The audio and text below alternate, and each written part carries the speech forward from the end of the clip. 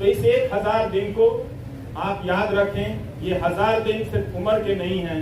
उन एंकरों को कुछ नहीं होता जो दिन रात दंगा फैलाते, दिन रात अनाप शनाप दूसरे समुदाय के बारे में कहते हैं। नहीं तो पता नहीं वो एंकर उस घटना के बहाने समाज में कितनी जहर और कितना आग फैला दिया होगा और किस तरह के खेल खेले जा रहे हैं। इस तरह से गोदी मीडिया का एक एंकर रोज दंगाई मानसिकता फैलाता है, उसके खिलाफ कोई कार्रवाई नहीं हुई।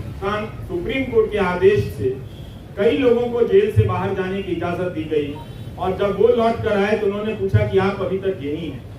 मतलब उस महामारी में भी किसी को ये याद रहा कि इस एक कोई उमर खालिद है जिसे बाहर नहीं भेजना है।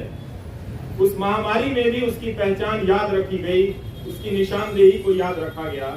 इस तरह की नाइंसाफियां जो एक आम कैदी को मिलनी चाहिए वो भी उसे नहीं मिलती नजर आ रही। ये बहुत चिंता की बात है और जब तक ये है अदालतों के मंच से बड़े बड़े न्यायाधीशों का बोलना हमें खाली सा लगता है, हल्का सा लगता है कि वे अंडर ट्रायल और अधिकारों की बात बहुत संजीदगी से करते हैं। कई बार ऐसा लगता है कि शायद वो बात कहने के लिए करते हैं, नहीं तो ये बात अपने फैसलों में ही पलट कर देख लेते कि जब सबके लिए वो फैसला हुआ था तो क्यों इस व्यक्ति के लिए, क्या वो व्यक्ति इतना ज्यादा खतरनाक है।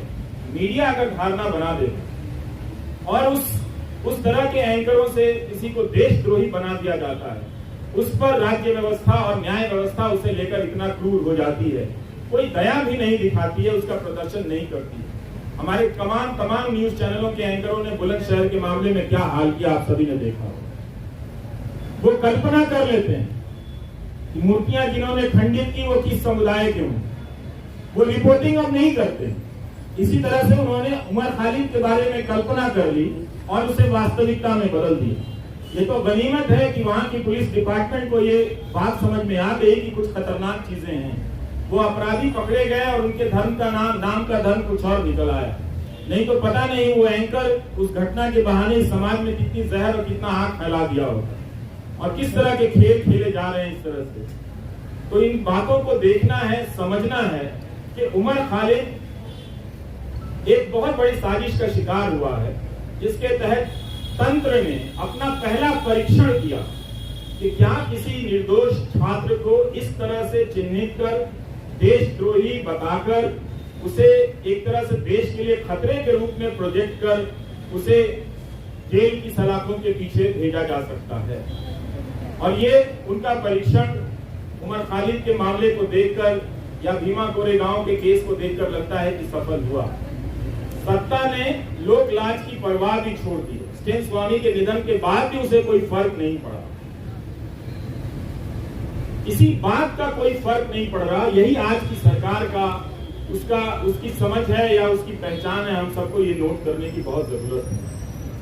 उन एंकरों को कुछ नहीं होता जो दिन रात दंगा फैलाते, दिन रात अनाप शनाप दूसरे समुदाय के बारे में कहते हैं। लेकिन दंगा भड़काने के आरोप में एक पीएचडी के छात्र को सलाखों के पीछे भेज दिया गया, जिसके मामले में ट्रायल शुरू नहीं हुई है और ना ही चार्जशीट वगैरह इन सब ये चीजें पेश हुई है, ना जमानत मिली है इस मामले में। तो हमें इस अंतर को पहचानना है कि कुछ लोगों को दंगा फैलाने की खुली छूट मिली हुई है, गोली मारने के नारे लगाए जा रहे हैं। वो कौन लोग थे जो इस कानून को लेकर आए और आज तक इस कानून को लागू नहीं कर सके। इस कानून को लागू करने के नियम तक नहीं बनाए गए, लेकिन 2019 के दिसंबर में आप जाकर देखिए लौट कर, तो इस तरह से सब कोई चिल्लाता था, चीखता था सरकार की तरफ से कि इस कानून को सूर्योदय से पहले ही लागू हो जाना चाहिए, ताकि दिन के निकलने से, सूरज के निकलने के साथ ही हम सब इसे लागू करें और देश को बचा लें। मगर अब उस कानून का नाम वो उन इलाकों में ही जाकर नहीं लेते। अब उस कानून का खौफ मणिपुर में भी पैदा हो गया। वहां भी कुकी जनजाति के लोग इस बात से चिंतित हैं, घबराए हुए हैं कि क्या कहीं ऐसा होगा कि हमें भी एनआरसी की यातनाओं से गुजरना होगा। तो मणिपुर को लेकर देख लीजिए या दिल्ली दंगों को लेकर, जिसकी जवाबदेही तय होनी चाहिए थी गृह मंत्री, उनकी जवाबदेही तय नहीं, आज तक तय नहीं। गोली मारने के जो नारे लगा रहे थे उनका मंत्रिमंडल में प्रमोशन हो जाता है। सुप्रीम कोर्ट को कहना पड़ा दिल्ली पुलिस से कि ये जो नारे लगा रहे हैं वो मेडिकल प्रिस्क्रिप्शन नहीं है। इसके बाद भी जो व्यक्ति शांति की अपील करता रहा, शांति की बातें करता रहा, वो दंगों की साजिश के आरोप में जेल में इस तरह से बंद कर दिया गया है। तो इस 1000 दिन को आप याद रखें, ये 1000 दिन सिर्फ उम्र के नहीं हैं, ये 1000 दिन भारतीय नागरिक समाज, न्याय व्यवस्था ये अफसोस के दिन भी हैं, उनके शर्म के भी दिन। नमस्कार, थैंक यू।